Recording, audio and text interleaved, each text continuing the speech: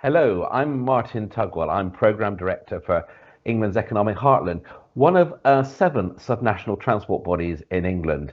Our area covers from Swindon in the west across to Cambridge and from Northamptonshire in the north down to Hertfordshire. It's an area which is a fast-growing economic powerhouse of the country. And as the subnational transport body, we're responsible for preparing, publishing, and then implementing the regional transport strategy. And we published our first transport strategy earlier this year in February. And at the heart of that transport strategy was a focus on how do we support and build the transport system that's needed for users of our region, both individuals and also businesses. Now, I began my professional career as a transport modeler. I spent much time building commuter models, using data from sources like roadside interviews, automatic traffic counts, and indeed some specially commissioned accounts.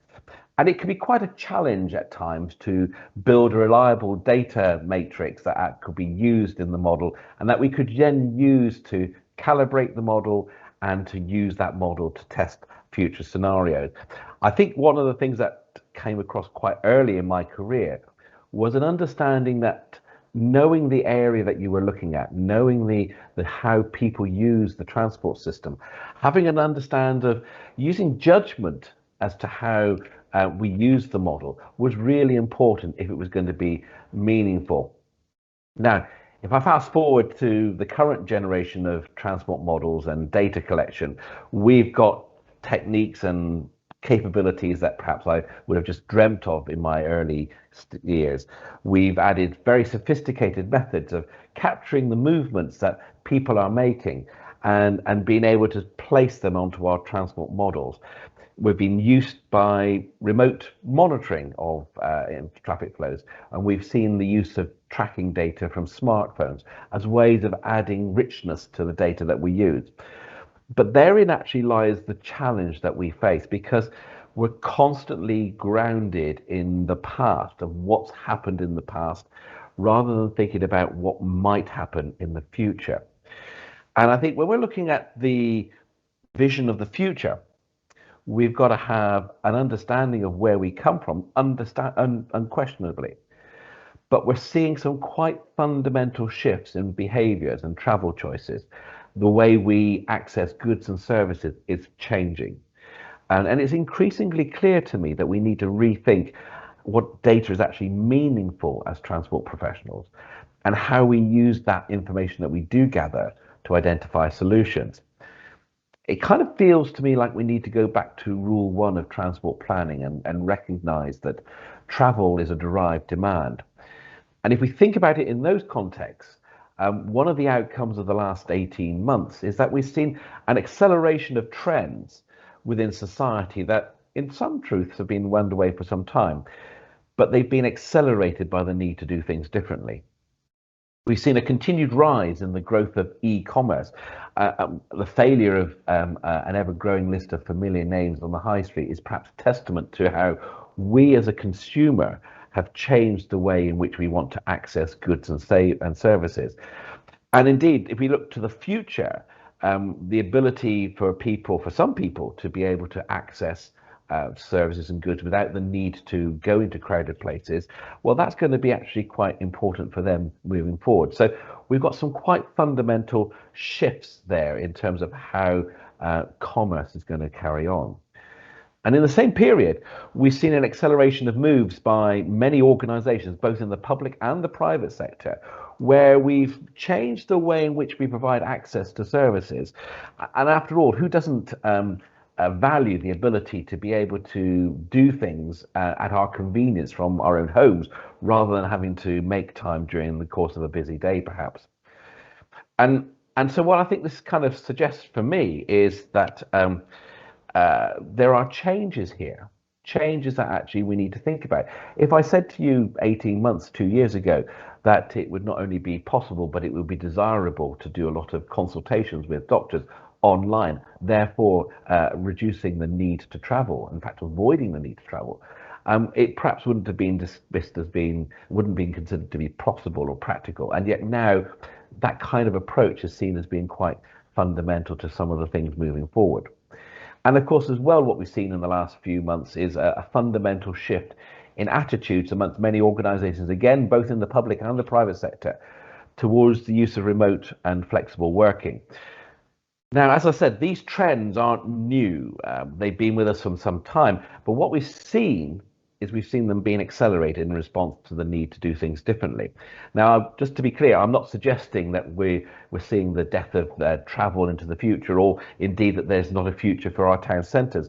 We've seen that happening in the bounce back as restrictions have lifted. But what it does see, if you look at the data and you look at the way people are using travel, it's a very different type of pattern. It's a very different kind of need that's coming through. And I think what's clear to me is that those some of those assumptions, some of those bases on which we've done a lot of our work in the past, they're going to be challenged. I think what's really clear now is that not only is there a change in demand possible, but that change in travel demand and the nature of that travel can change quite quickly, driven by factors outside of our own considerations. And if we think about how businesses are going to reflect upon how they operate into the future, the outcome of those reflections are going to further change the way in which travel derived and actually going to be generated into the future. If you look at some businesses who are saying, if you're a member of their staff, you can work from any location, any physical location rather than where you were working from. If you think about some of the big businesses in the financial sector saying that it's going to be acceptable to continue to work from home, there are some really fundamental changes here. And so what's clear to me in this, against this backdrop, is that if we're to provide the leadership when it comes to the future of our transport system, we've got to ensure that the solutions we're taking forward are fit for purpose. And so that means we need to deepen our understanding of why people are traveling, and it's understanding what the potential for that travel to change into the future. So that's one of the reasons why, that's one of the key drivers as to why, as EEH, we commissioned work to interrogate the Mosaic database held by Experian. Now, if you're not familiar with this, this is the database that enables us to capture, or enables Experian to capture, why people are traveling, because at its heart, it's based upon the electronic footprint that we all leave when we tap in and use our electronic bank cards or some similar thing. And because it relates that information to individuals and it relates it to our socioeconomic group, it allows us to build up a picture of the characteristics of people in and around our region. So in effect, we can create personas, groups of people who have a particular lifestyle, a particular aspiration, a particular pattern of life. And so that allows us to understand for the first time what the nature of our population at a level that previously hasn't been possible. And I'm talking here about looking at this information on a grid square across the region at about 300-meter grids. So really quite a fine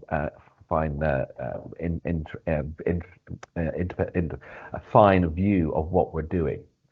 And what this allowed us to then do is develop a toolkit that takes that information, allows us to think about how people are currently traveling, and then allows us and our partners to interrogate that database and to think about how different solutions are. Now, the real key thing here is it allows us to differentiate between different areas.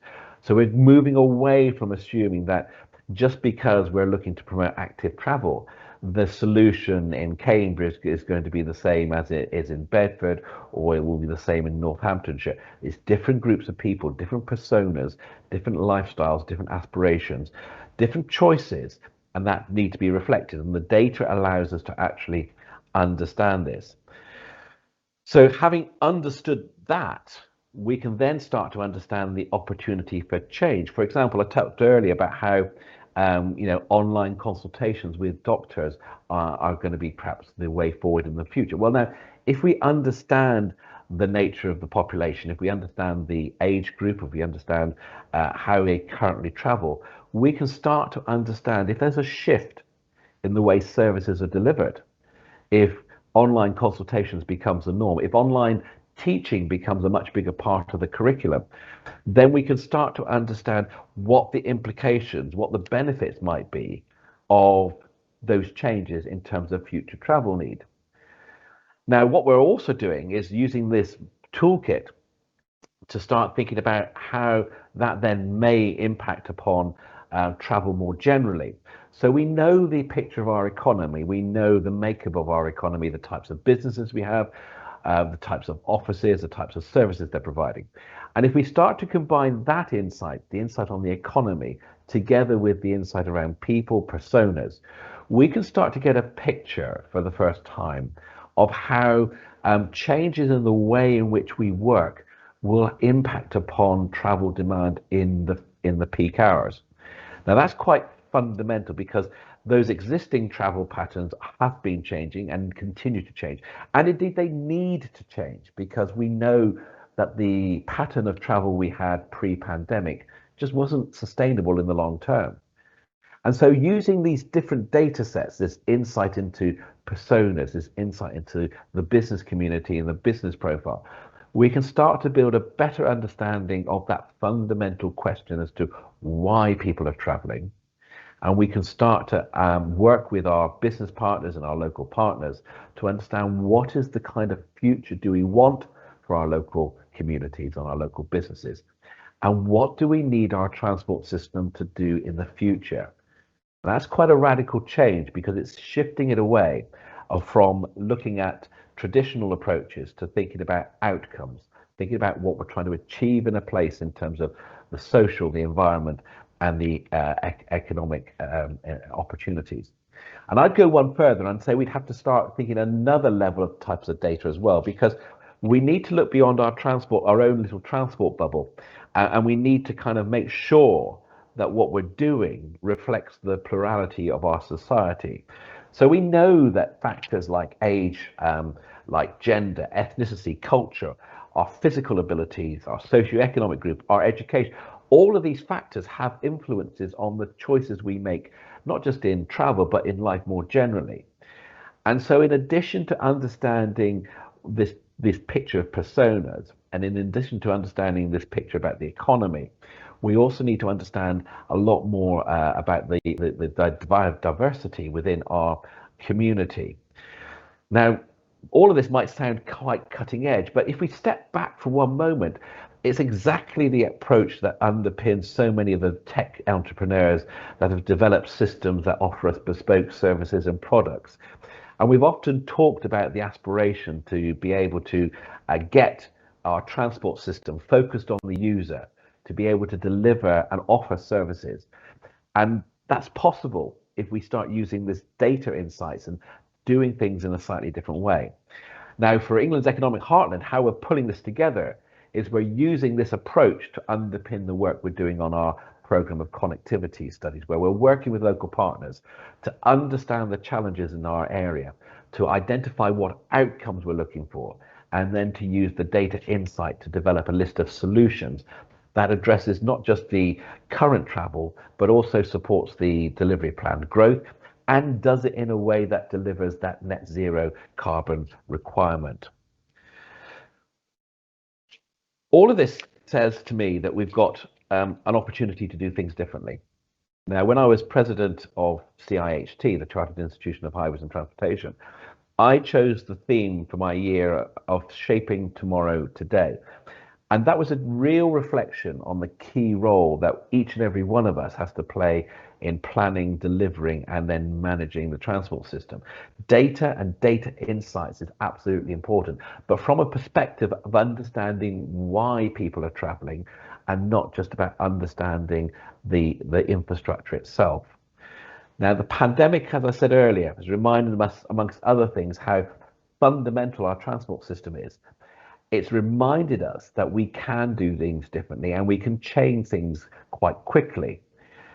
And now it's up to us to harness the insight provided by data to deliver that change, to deliver sustainable economic growth, to deliver net zero carbon, and to deliver a transport system that's fit for the future.